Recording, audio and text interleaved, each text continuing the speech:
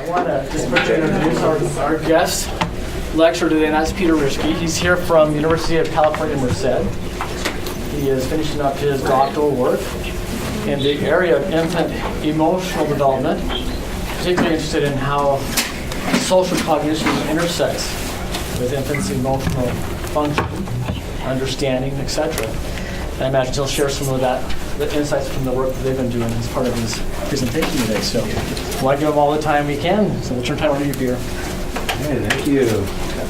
So while they're getting that up, how many of you are from California? Not very many. Okay.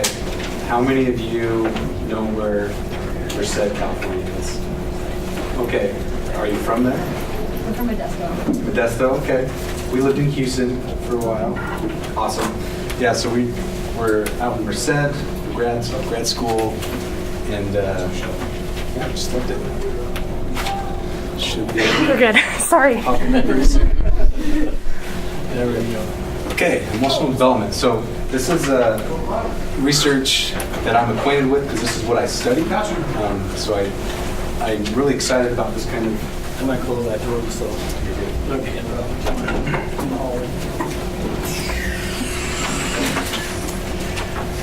A lot of this stuff is research that I've been involved with or that I cite when I do my research. So yeah, we're going to be talking about 4 different areas in emotional development. This is a field where it intersects a lot with social development and cognitive development. So if you've covered those things, some of them might be things you've talked about before, but hopefully there's some new things. And I want to open up just to kind of break the ice and have everyone either type out or write out a definition of emotion. And just take a minute or two and answer the question, what is emotion? Come up with a definition you would probably share in like a research paper or something. What is it? All right, I want to hear some of your thoughts. Anyone willing to share? Yeah, in the back. Emotion is close to the readiness to establish, maintain, or change your relationship to an environment that you're in. I love that definition. That's a good definition. Oh, that's really good. What about anyone else? Yeah. I just said it's an expression of how one is feeling. An expression of how someone is feeling. Great. Yeah. I guess similar to that, I said like those feelings are internal, but they can't be outwardly expressed, but they're kind of like induced by the environment. Okay, so feelings that are part of responding to your environment. And over here, anyone else? Yeah. Similar to that still, it's basically the same thing, but I have to be cognitive. It's non-physical feeling, so as opposed to like pain, it's like a non-physical feeling that you have in response to your stimuli. Well, that's an interesting thing to put it. So physical versus kind of what the thought process might be. So all your definitions are good. Actually, there's no like one trumps all the definition of emotion in infant research, at least. So we're going to talk about several different perspectives, and we'll revisit this question at the end of class and see if you still want to define emotion as you did. So stay tuned for that. So look at these pictures and tell me, what are they expressing? What emotions are they expressing in these pictures? So this top one, what would you say? Anger. What about this one? Fear. Disgust. Disdain. Surprise. Happiness. Sad. Okay. Well, you all just participated in a very famous study by Paul Ekman, who is a big name in emotion, and this is emotion in general. So, just to get an idea of how we can get into infant emotional development, we have to kind of talk about what emotion is from the broader perspective. So Paul Ekman, there's this picture of him kind of in the jungle area of Papua New Guinea. So he went in the 60s and found these cultures there, these peoples that had limited exposure to Western civilization. They were kind of very self-contained. And he showed them these pictures and had them identify what emotions they are. And what he found is that they more or less were able to identify the majority of those emotions. And then he also told them to express those emotions facially. And then he took their picture and showed this picture to a group of undergrads in the United States and had them identify what emotions they were expressing, and they matched what they were supposed to correspond with. So you can see that's kind of a disgust, you've got happy, you've got sad, and you've got anger right there, right? So what he took from this research is that it appears that emotion recognition seems to be kind of universal, cross-cultural. Everyone can understand or recognize emotions, and maybe there's some evidence to suggest that emotion expression is universal. These are very bold statements to make, and there are a lot of people that don't agree with this. Okay, and there's a lot of research that supports, that has kind of dissected these kind of things and found that there are some differences, but this is kind of the foundation of modern emotion theory. Okay, so we take this, and now we need to talk about, do infants express emotions? So what are your thoughts on that? Do infants express these kinds of emotions? I'm seeing some nods, so why? What makes you think that? How do you know? Yeah, in the back. Well, I would say, like, the older they get, the more emotions they can actually express. So I'm assuming, like, right when they're born, there's probably very limited amount of emotions they can actually express, but as they mature and get older and have more interaction with the environment and more experience with feelings, they can gain more, like, anger and, or not anger, but like pride or things like that. Oh, we're gonna talk about all that. Yeah. I feel like emotions are kind of intentional. Does that make sense? And so, like, you know that you're experiencing anger or that you're sad, or like, so I don't think that infants know that what they're feeling is anger or disgust or whatever it may be, but they experience them. So I don't know if that's still emotions. If it's passive versus active kind of thing. No, that's a good point. Is it a response to someone else, or is it purposeful, communicative, social, that kind of thing? Yeah, we're going to talk about that. So there's a lot of research on, do infants express facially emotions? So these are just some pictures. So you can see there's a happy baby, kind of a sad baby, and then a surprise baby. So yeah, infants can express emotions. All right? And we're going to qualify what that means a little bit. So here's one study that I think kind of demonstrates infants' expressions of anger. So they gave 7-month-old babies a teething biscuit or this kind of cookie thing and let them kind of start tasting it a bit. And then they wanted to ask the question, what happens if we take it away? Are they going to express anger? And as you can imagine, the results was something kind of like this. Not really. But the babies got upset and they expressed anger. And they looked at their facial expressions and they kind of compared it to the adult literature on what kinds of muscles should be activated that are anger related. And they found, yeah, 7-month-old babies seem to have an expression of anger. However, they did find that it wasn't exactly clear-cut, right? It wasn't this caricatured face of anger kind of thing, that it was a little bit mixed with other emotions. So then more recent research has kind of taken that idea and looked at, in general, do people respond emotionally with these caricatured faces? And that kind of seems to be the case across development. So it might not be the case that infants are that way, but even adults and children are that way as well. So here's another question. These basic emotions, so those 6 faces that you identified, are those innate? And innate meaning you're born with it, and it's not something you learn from others, it's just something that's part of it. I'm seeing some nods, so why? Why do you think that? Well, infants are born with natural, basic emotions in order to communicate to their caregivers their needs. Okay. Anyone think they're not born with emotions?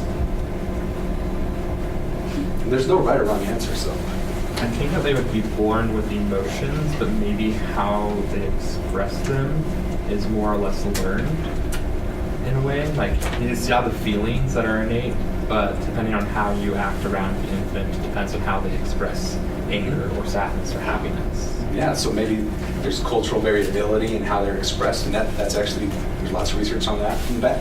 I think it's a little bit socially linked too, because like if you have the secure base phenomenon, when like an infant falls down, they kind of look at their mom. Am I supposed to react? Am I supposed to cry? Am I okay? So I think it's a little bit learned as well.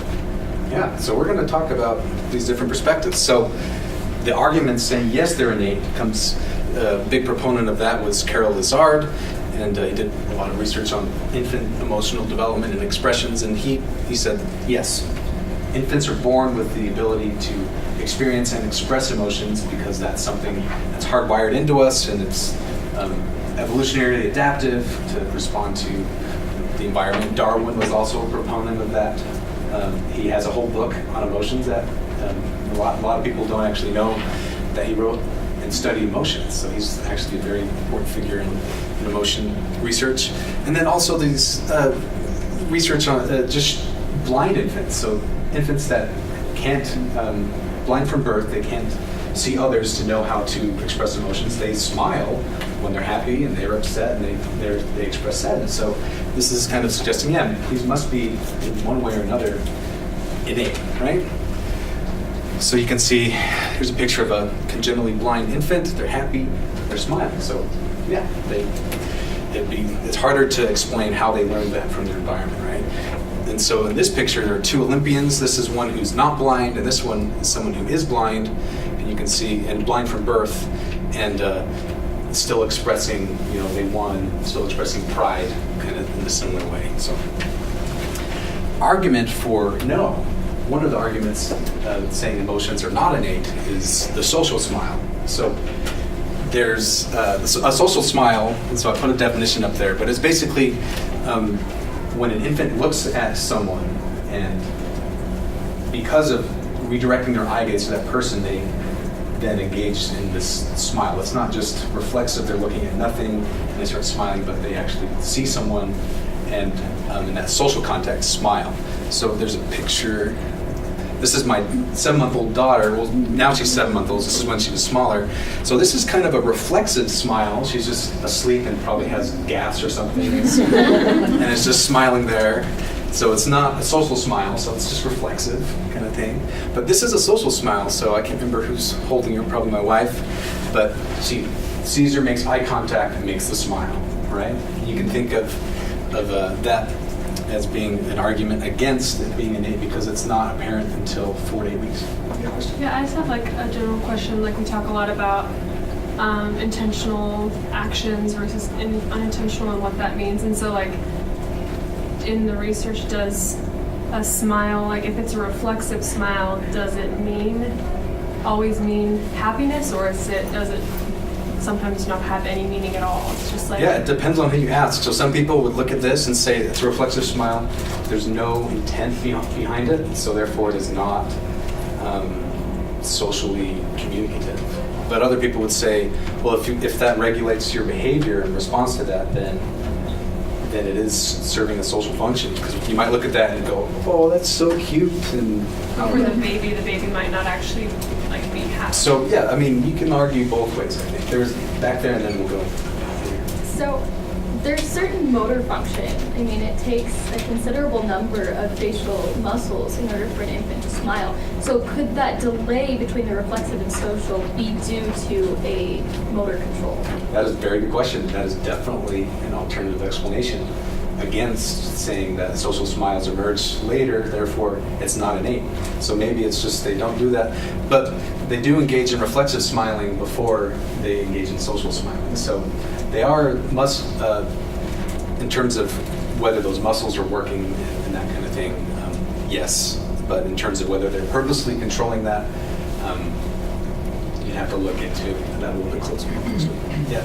Just out of curiosity, where does like imitative smiles come in? Like, is that more social or reflexive? Because like I feel like if they're imitating you, it's not because they're happy. It's just they're imitating. Yeah. No. I mean, I wish I had a picture, and maybe you covered imitation already, but there's a famous study by Andy Meltzoff where he takes newborns. They're just a few hours old. He holds them up and he sticks his tongue out. Okay, you're all aware of that. So there's the argument that from birth, infants try to imitate others. And Meltzoff explains this in terms of what he calls the like-me hypothesis, and that infants innately have this ability to imitate others, and that over time they are able to then become more self-aware and compare how others are like them or not like them, and that is tied to the development of self-consciousness and self-awareness kind of thing. So there's a lot of research to kind of back up that question that you're talking about. Are there any more questions about this? Okay, so if we summarize kind of the portion on infants' emotional expressions, so we see that in the first year, infants are capable of expressing discrete emotions, all right? So joy, sadness, fear, anger, disgust, and surprise. But the research is suggesting that it's not as caricatured, it kind of bleeds in, the boundaries are a little bit kind of fuzzy there, and that the differentiation may continue past infancy, and then social smiling emerges in 4 to 8 weeks, and whether that's intentional versus unintentional or reflexive, rather, it's kind of the debate on that. So a question. So we talked about how infants can express emotions facially. Does that mean they understand emotions?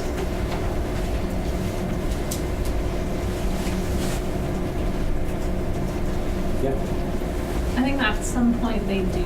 When they're still infant, that's when they do. Because they know to cry to get your attention. And they know maybe that it like serves a purpose. If they don't understand it's an emotion, they know that it serves a purpose. Mm-hmm. Yeah, emotions are functional. We talk about that in a bit, but crying should elicit caregivers trying to figure out what's wrong and to fix the problem. Maybe they're hungry, uncomfortable, that kind of thing. Other emotions have different functions. So being happy versus being scared of something. I mean, we're going to talk about those. So just because infants can express emotions doesn't necessarily mean that they have this full-blown understanding of others' emotions or even their own emotions. So we're going to talk a little bit about that. So what does it mean to understand emotion? So again, I want you to take a minute and think about this. What does it mean to understand emotion? And think of what does it take for an infant to understand emotion? Because as adults, we have metacognition, we can think about thinking. The infants, they might not have that. So what does it mean when we're trying to study this? So what are your thoughts? What does it mean to understand emotions? Yeah. So I know that infants would have a hard time with kind of the abstract idea of emotion, so I feel like they'd have to have something visual and be able to identify visual things as this or that. Mm-hmm. So they'd have to understand, mom and dad first to be able to understand sad and happy visually. Okay, yeah, that's a good point. I saw another hand. I think it's also the idea of being able to say, I'm sad, like, I'm happy, like to actually like internalize them. Yeah, okay, we'll talk about that, yeah. I think another part of understanding emotion is being able to sympathize. So like if you're able to look at someone and be like, oh, they look happy, being able to understand like, okay, well I feel like I'm happy, that way you can understand how they feel. But it's hard to put into words, and so like you need to read like that. Yeah, that gets into a whole branch of emotion. We're not going to cover it today, but empathy and sympathy, it's like this whole branch of research that there's a lot of new research going on. And do infants empathize with others? Do they feel what others feel, and that's how they learn emotions, that kind of thing? Yeah, these are all very good questions. So emotion understanding is, there's different ways you can break that down. So we're first going to talk about if you can recognize emotions. So someone said having them being able to identify emotions. That's one way you can define it, right? Operationally define it. So if babies look at this, are they going to be able to categorize them, however babies do that? Can they say, oh, those are all different, and I understand what they mean, right? So the research on this is a little bit tricky. So how would you test that? You have a baby, they're too young to talk and tell them to do something because they're infants. How do you test this? How do you get babies to demonstrate that they understand how to recognize emotions? Yeah. Well, we read an article about emotional eavesdropping, where like they were given something to imitate, and then an emoter came in and was really angry towards the experimenter, and so the infant was able to watch that experience, and then the emoter would look at the infant, and the infant would usually inhibit the imitative response because they didn't want to get yelled at. So I think that sometimes you can give them something they're familiar with and then something to view, and that way you can see if they're able to understand what certain emotions are. Yeah, we're actually going to talk about that study. That's a great study. I'm glad you talked about that. So that would be requiring a lot of the infant, because if they can inhibit their behavior and anticipate someone's emotion, that's like, wow, they really do appreciate what anger means, right? So the first method is going to be a little bit simpler. Well, simply, it depends who you ask if it's simpler. But if you show babies on a television screen different emotions and you habituate them to the emotions, so you show it over and over and over until they get bored and stop looking, and then you change which emotion is on the screen so that it's a different one, and all of a sudden they start looking again, that shows that they detect a difference between the emotional expressions, and that if they don't dishabituate, or after it's changed, look more at the screen or at the emotion, then that means that they don't tell the difference between them. So the way that this has been done is that they've done this with faces, they've done this with voices, and they've done it with combination of face and voices. So infants at 4 months of age are able to discriminate between discrete displays of emotions if there's face and voice paired together, showing that they get dual sources of information about it. 3-month-olds can't do it. 5-month-olds, they're able to do it with the voice alone. And then at 7 months, they're able to do it with the face alone. So over time, they're able to use less information to discriminate between discrete displays of emotion. So that tells us really young infants at least can look at something and tell the difference between it, right?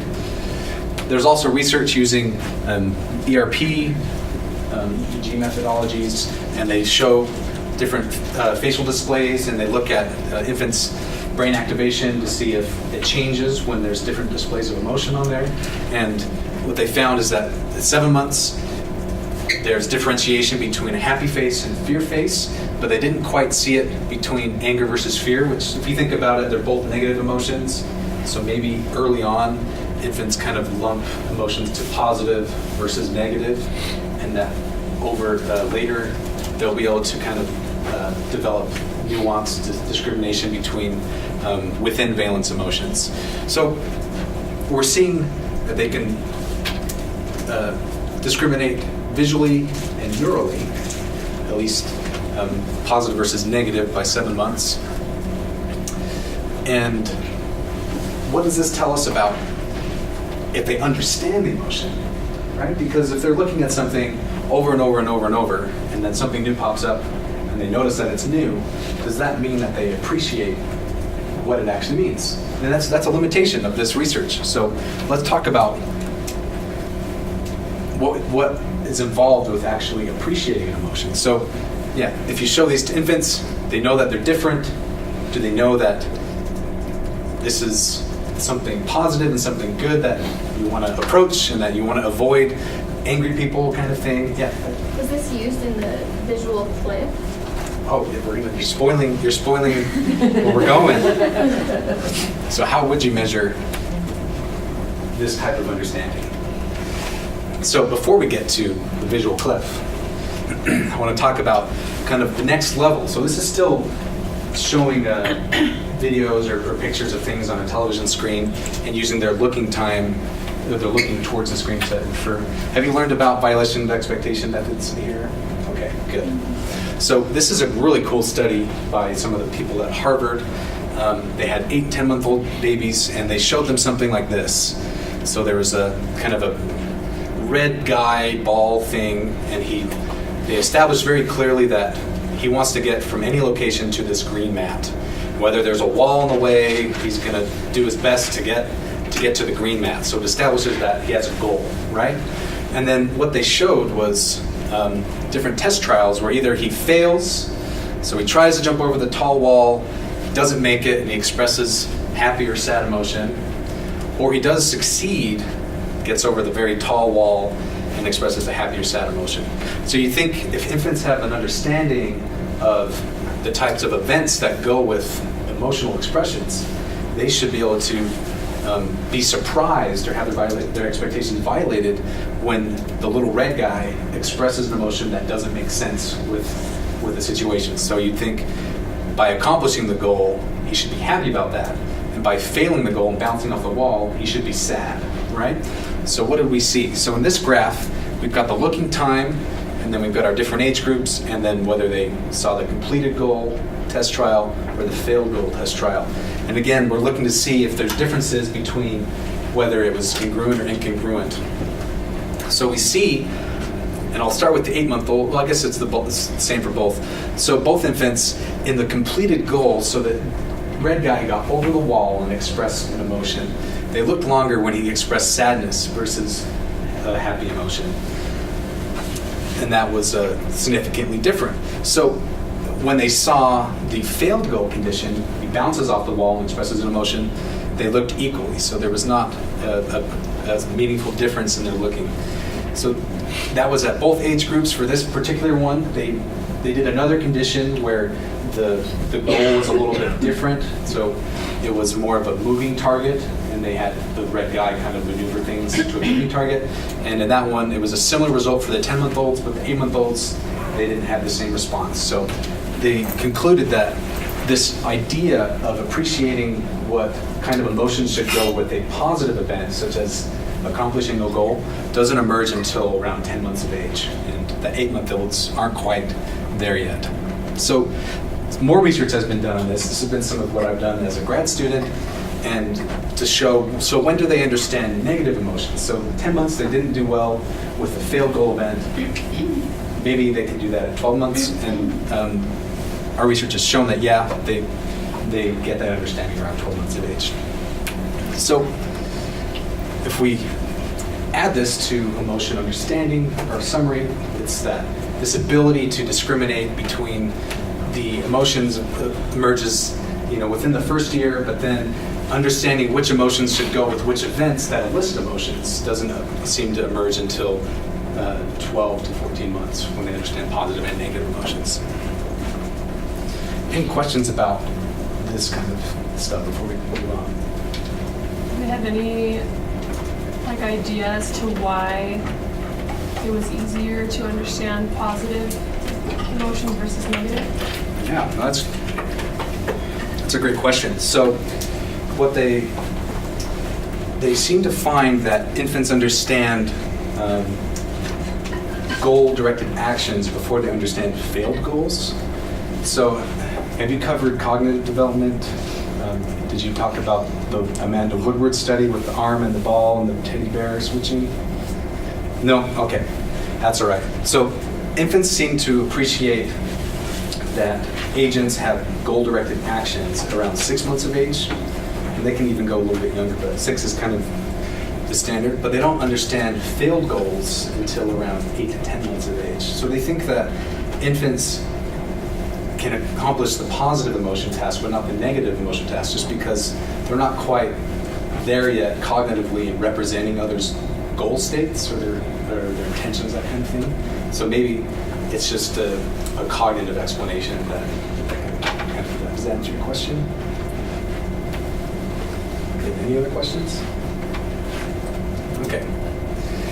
So we haven't talked about how emotions are social. That is a huge thing when you're talking about emotions, because you don't express emotions just to yourself all the time.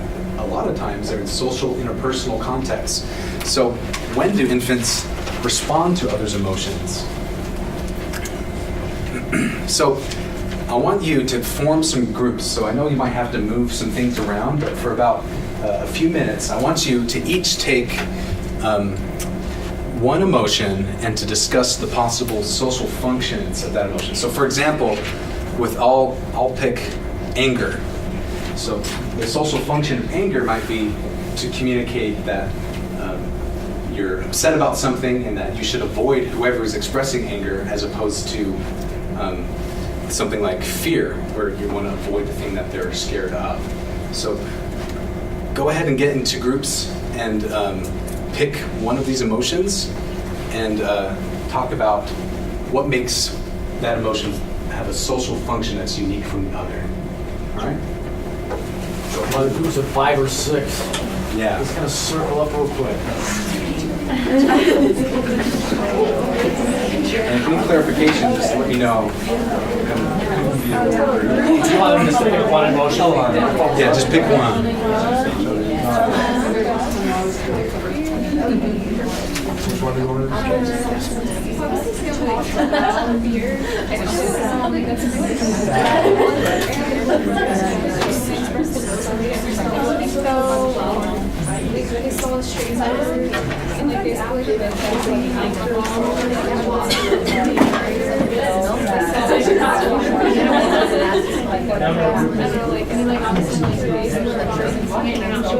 Oh, joy.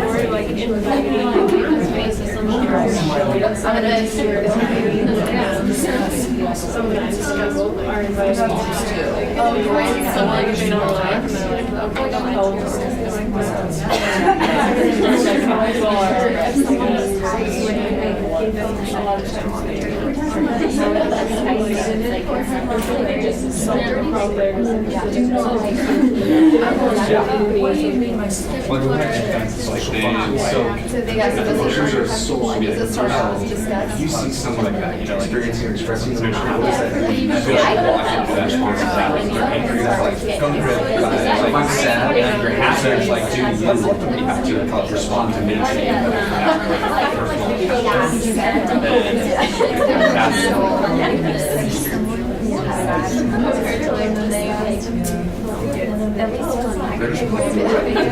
That's an avoidance. As far as how it's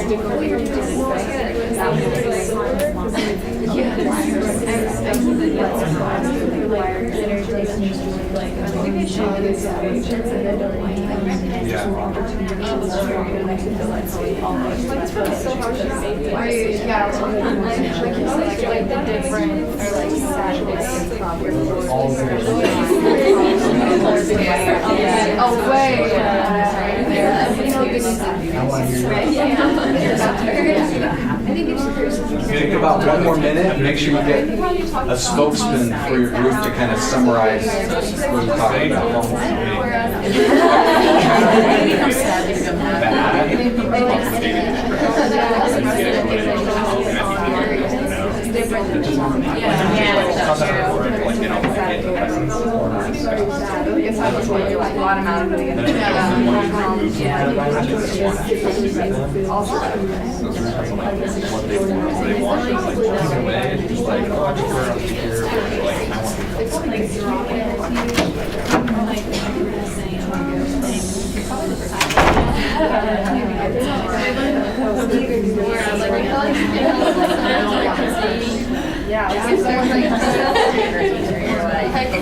Stay away. We're sad.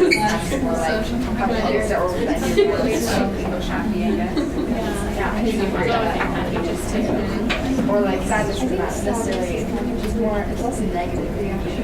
And I feel like this could. Right, sounds like we're winding down. So make sure you got your spokesperson.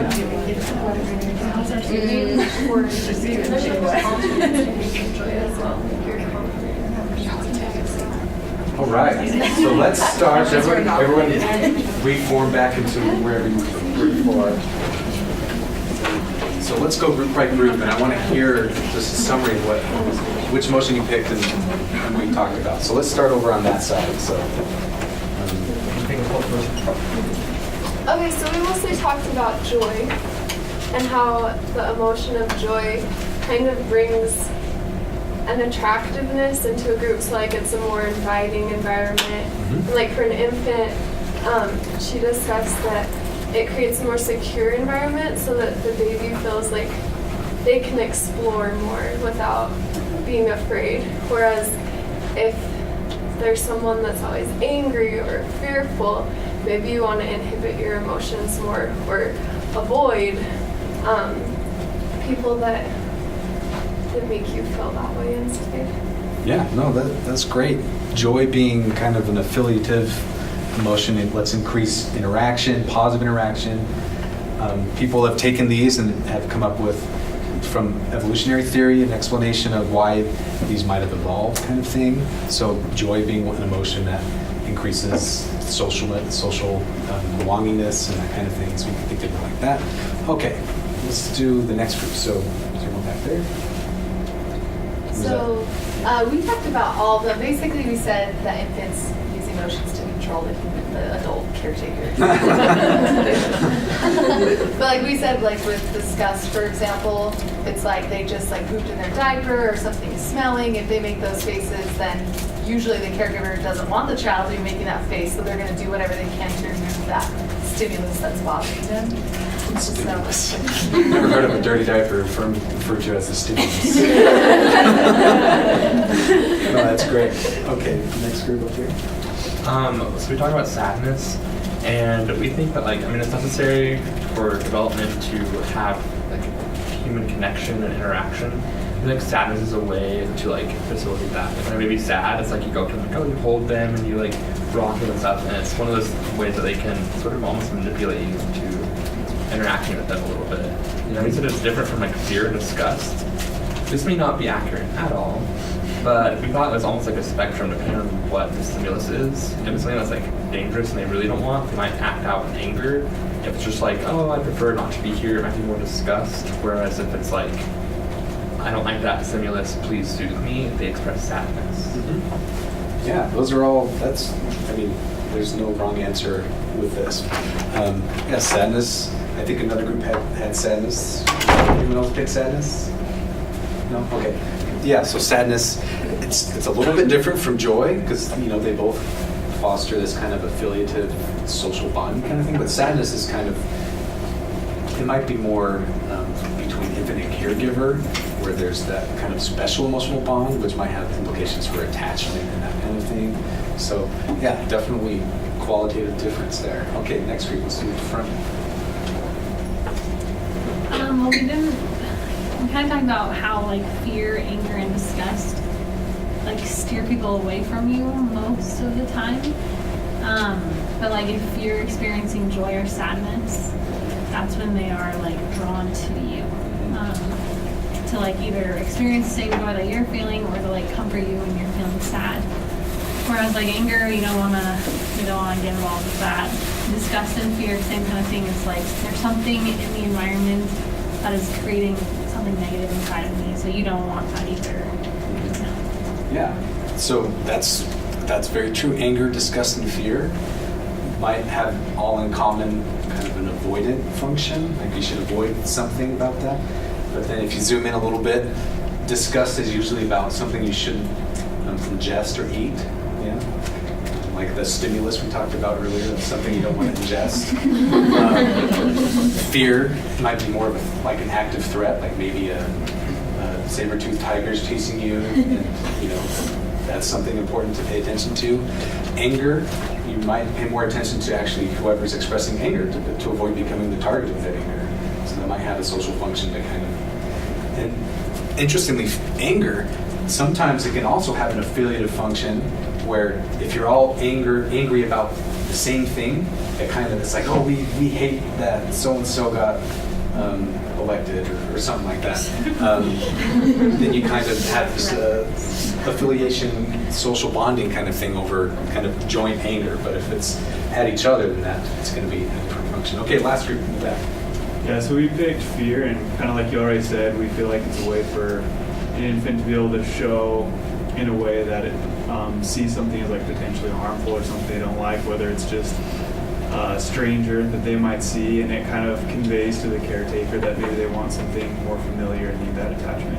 Yeah, right on. So avoid something. So let's look at the research that kind of asks, do infants understand these functions? Do they behave in a way that lets us know that they appreciate these?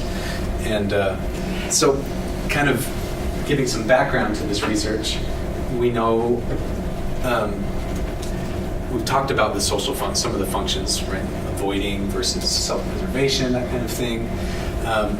And then we want to get into what kinds of emotions that regulate infants' behaviors, all right? So we've talked about, someone mentioned the visual cliff, right? Social referencing is usually when you look to others for emotional information to appraise or respond to your environment.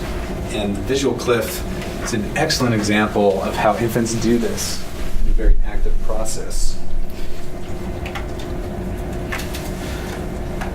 Let's see.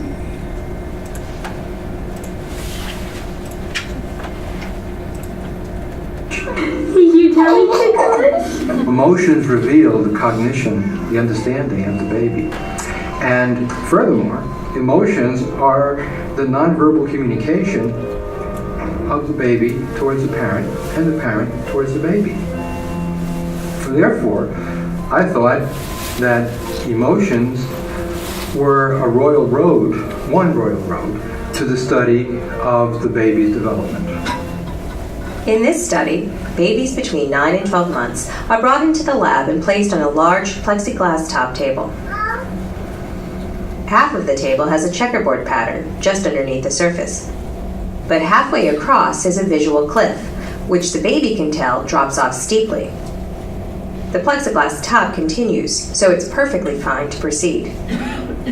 But the baby isn't so sure. And this is a big drop for a baby just starting to crawl. She wants to get across to get the toy. But she's cautious and looks to the opposite end of the table where her mother is.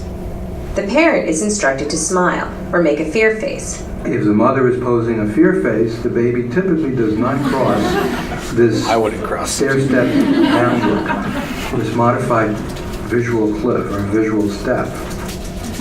On the other hand, if the mother poses a smile or somehow poses a nonverbal communication that is not prohibitive but encouraging, the child is much more likely to cross over to her.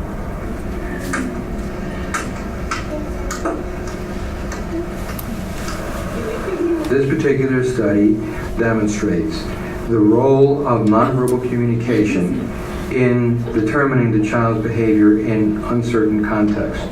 All right. I love that study. Let's see.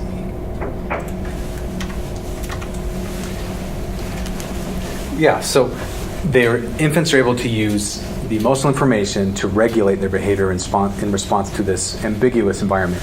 Is this a dangerous cliff, or is this one that I can manage because I'm getting better at crawling, that kind of thing?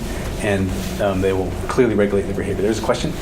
With this experiment, did they always have the mom showing fear first? Or like if they showed that it was positive first and then fear, if the baby already had done it? Yeah, from my recollection, they usually only gave them one condition for this one. So I think for the video, they just did both kind of thing. Yeah, but they've replicated this in other places, and yeah. Another task in social referencing is object interaction tasks. So this is putting some kind of novel object in front of the infant and expressing an emotion towards that object and seeing how is the infant going to respond to that object.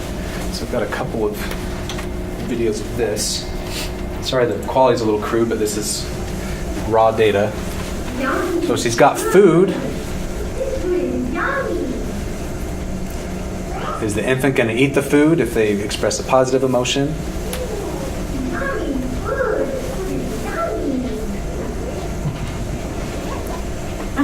All right. So what happens if there's a negative emotion?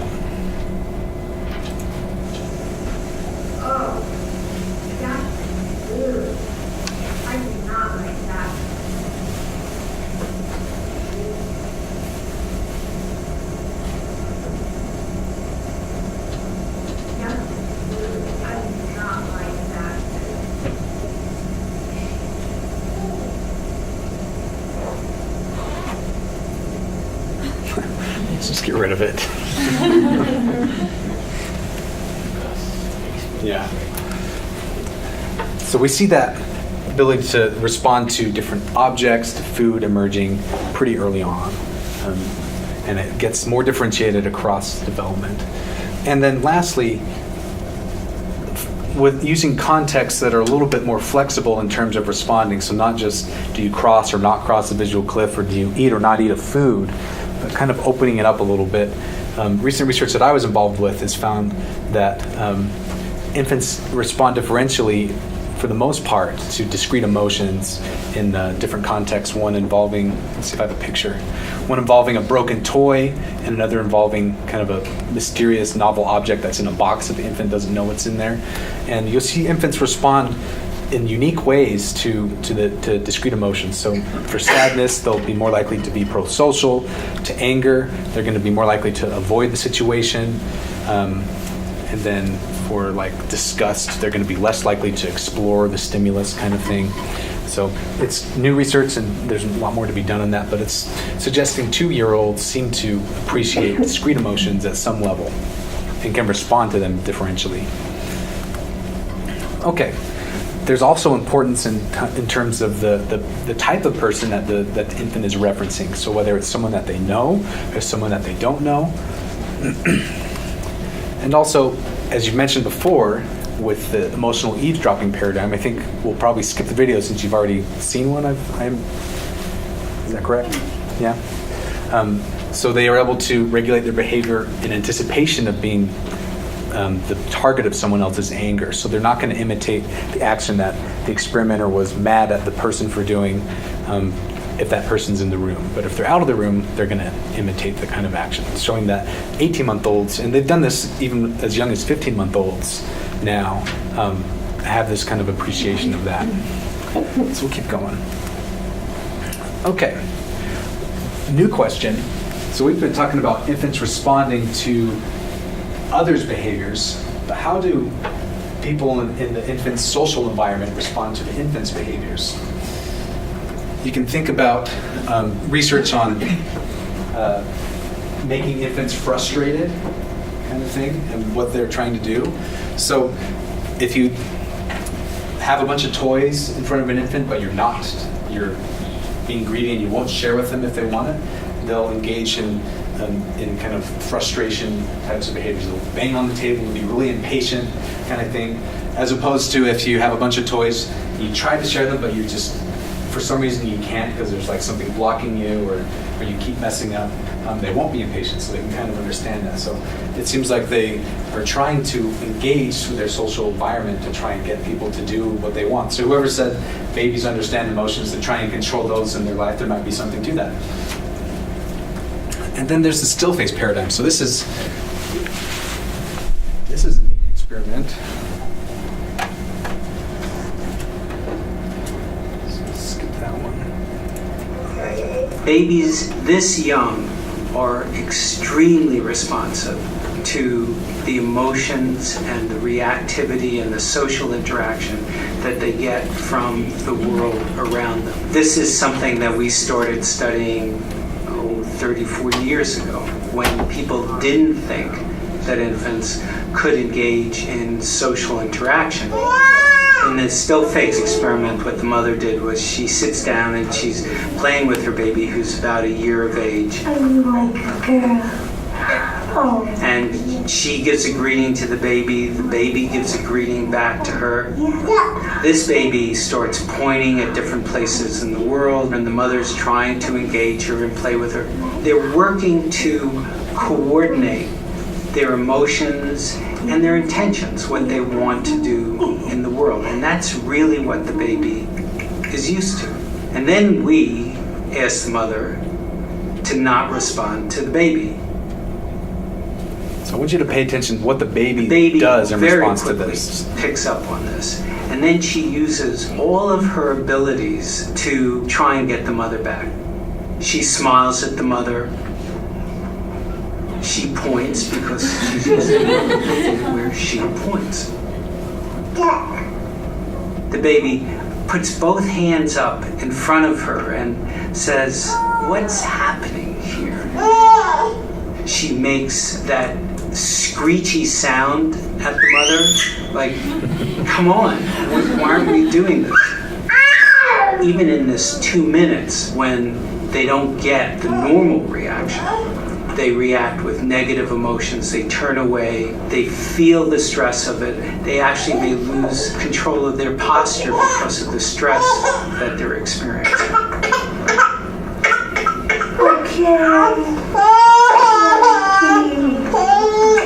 I'm here. And what are you doing?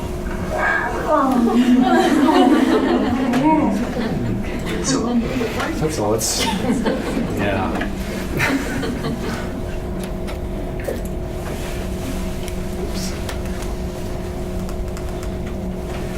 So if we summarize kind of this responding to emotions piece of what we're going to focus on today.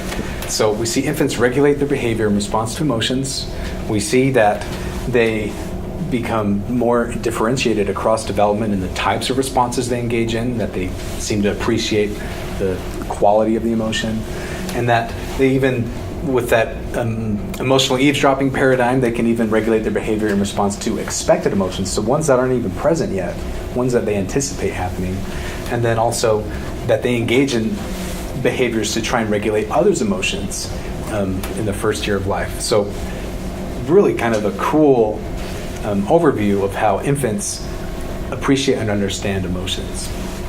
Any questions before we go to the last part? Okay. So I want to end on self-conscious emotions. So we've been talking about what are called basic emotions. Self-conscious emotions are emotions that require an understanding of the self in relation to kind of the society or the group or the individuals that are around them. So it's kind of cognitively a more complicated emotion if you think of it in that way. Shame, guilt, embarrassment, pride is another self-conscious emotion, arguably. So what do infants understand about these emotions? So there's the self-recognition task. Usually they have to be able to, I'm going to show you a video of this. We have to know that they have an understanding of their self in relation with others before we can understand their emotions. Michael Lewis's lab at Rutgers University has devoted much of their research to the field of these self-conscious emotions. The first step is to establish at what age children acquire consciousness of self. Michael is 14 months. A researcher dabs a bit of lipstick on the end of his nose. Then he is placed in front of a mirror to see if he can recognize himself. He is still too young to know that it's him in the mirror. He thinks it's another little boy and goes to find him. Muhammad is a few months older than Michael. Will he notice the red dot? Muhammad just stares at the mirror. At 17 months, he is still too young to be aware of himself. Hunter is 24 months. She looks in the mirror and is taken aback. When she looks a second time, she rubs her nose. 22 months Shira also notices the mark on her nose. By touching her nose, it suggests she recognizes herself in the mirror and has reached the stage of self-consciousness. This research shows that this stage usually appears by the time a child has reached the age of 2. Okay, so they have to be able to do this in order to understand the emotional component that we're going to watch next. I think I'll skip this one. This is another task. Chris Moore's lab did this. They put the baby in this situation where they're trying to get them to push this shopping cart, but they tied a blanket to it so that they can't do it. And when they become self-aware, they'll actually roll up the blanket to move it. It's kind of funny to watch, but I think for time we'll move on to the actual emotions. So, embarrassment. Then Shira is invited to take part in the next phase of the experiments. Researchers wanted to know if the emotion of embarrassment goes hand in hand with self-recognition. Shira is given bright, exciting toys to play with. Suddenly, the researcher and Shira's father call out her name and point at her. Shira.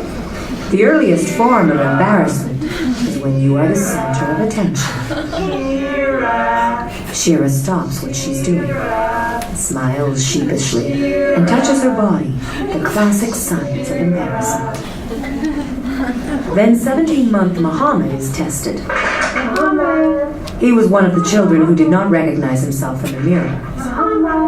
No matter how much his mother and the researcher point at him and call his name, he does not react with embarrassment. Researchers conclude that it is only when a toddler recognizes himself that the self-conscious emotion of embarrassment appears. But embarrassment has many faces and is also related to the baby's temperament. And sometimes it's just too much to handle.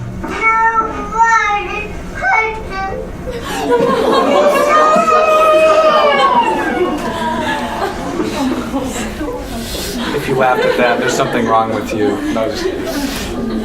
So embarrassment. So infants that are self-aware are going to engage in these behaviors that indicate that they're embarrassed, like self-touching, and sometimes they kind of smile nervously. There's a qualitative difference in these behaviors.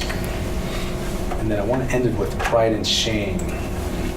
3-year-old Alana is about to do a series of puzzles. Puzzles, alright? I have a bell, and I'm gonna set my bell for 2 minutes. Now you have to finish this puzzle before the bell rings. Alright, do you think you can do it? Yeah. You have to be done, okay? Go ahead. What Alana doesn't know is that the researcher is controlling the clock and the test is rigged. The first time, she is allowed to complete the puzzle. Great job! You finished very Alana sees that she's beaten Pride, the clock. right? Her whole body shows signs of pride in her accomplishment. Alright, are you ready for my next one? On the second puzzle, the researcher manipulates the clock so that it rings before Alana finishes the puzzle. I'm sorry, you didn't finish before my bell rang. Alana realizes she has failed. Her expression is downcast and she can't bring herself to make eye contact with the researcher. All signs of shame. You want to do this puzzle again? And see if you can finish it in the same amount of time? But this expression of shame has many faces. Sometimes it is tinged with embarrassment. Sorry. You didn't finish before my bell. Did not finish before the bell. Sometimes a refusal to admit failure. Did not finish before the bell. Again, it all depends on temperament.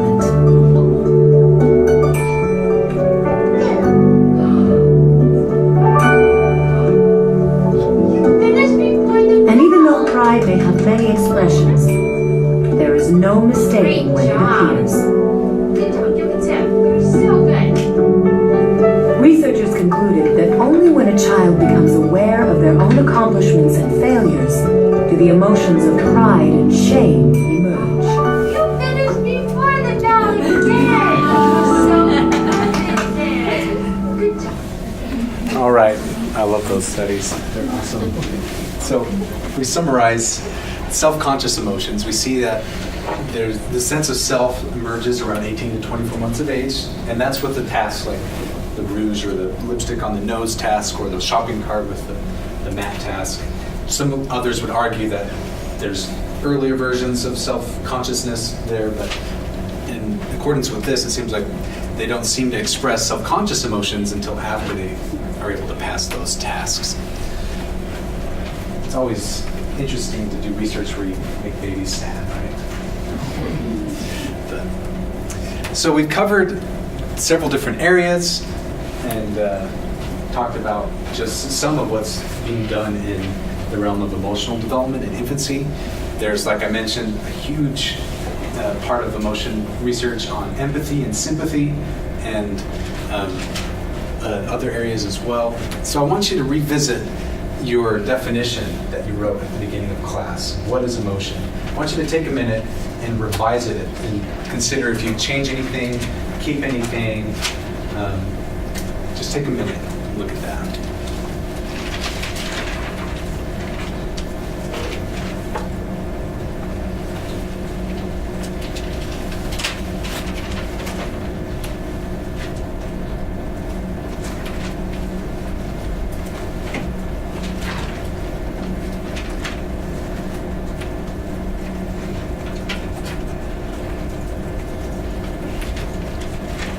So for anyone who changed or updated it, are you willing to share what you changed it from and what it is now?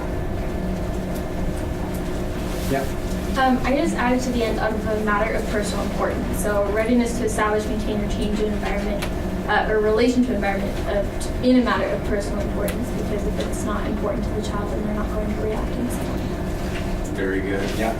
I sort of added on to mine just emotion is a way to communicate your thoughts and feelings to other people. So it's not just how you feel, it's how you communicate to others. Yeah. So that they understand. I do a lot of my research on something kind of like that, where emotions and your thoughts and intentions and that it's very much intertwined. It's hard to separate those two.